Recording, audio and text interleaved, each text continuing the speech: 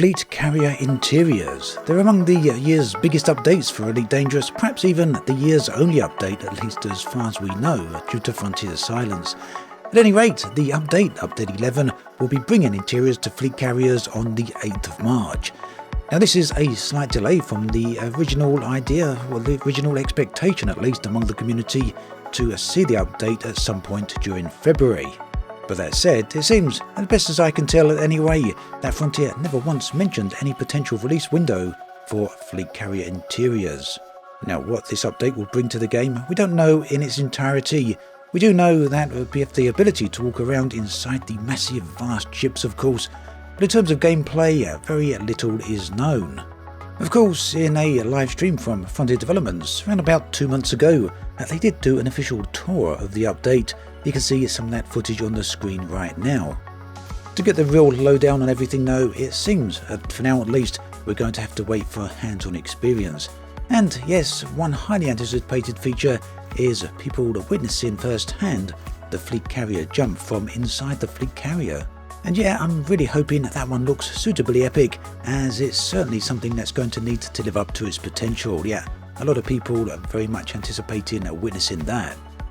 So at this point we are 10 updates into the Odyssey release cycle. Update 11 will by far be the largest update of the, since Odyssey. The big question is, what comes next? What is the plans? What are the plans for the rest of the year? Now, a good number of games out there, a good number of MMOs and other online games, live service games, have released roadmaps, the most recent I think being Fallout 76. And yes, I dare mention that game. After all, a lot of people felt extremely let down by that particular release, and were not too happy with Bethesda. Yeah, that's an understatement.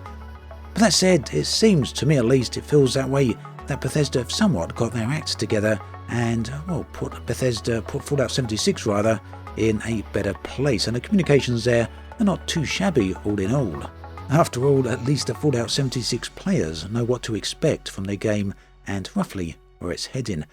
Now, talking of communications, relatively recently there's been some speculation as to why Frontier have been so silent. One of those speculation points was, are Frontier selling? Could the studio be purchased by another company such as Microsoft, Sony, Tencent, or any of the other big studios and publishers out there? Well, according to David Braben himself, it seems this is very, very unlikely.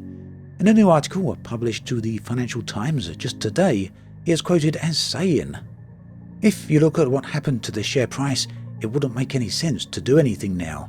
And by that he means the drop of share price over the past year or so, which has dropped by 52%, putting Frontier's market cap at around £492 million. A year ago, the company was worth over £1 billion, so a big drop there. David Braben went on to add that the fact he and his wife hold a 33% stake in Frontier makes it very unlikely that any takeover attempt would actually succeed. His words are that it acts as a natural barrier. So, as I mentioned in my previous video about this, the sale of Frontier would only really happen with David Braben's approval. It seems that he's not willing to do that, at this point that's not something that's on the cards. In fact, he goes a little bit further to say that it's a shame that so many British firms such as Codemasters get acquired by overseas groups. He said, "We don't celebrate success in this country being England, in the same way as the US does. We find it hard to go beyond a certain growth stage without being acquired, which is why more and more companies are staying private." These comments are pretty much backed up by a separate discussion with Ian Livingstone by Financial Times. Ian Livingstone is the co-founder of Games Workshop, the company behind the Warhammer franchise. He's also an author, you may remember, of the fantasy fighting games, and wrote some very great multiple choice books in the 80s and early 90s. Some of those will be well remembered by some of you, I'm sure. The one that really comes to mind is The Warlock of Firetop Mountain, which he wrote with Steve Jackson.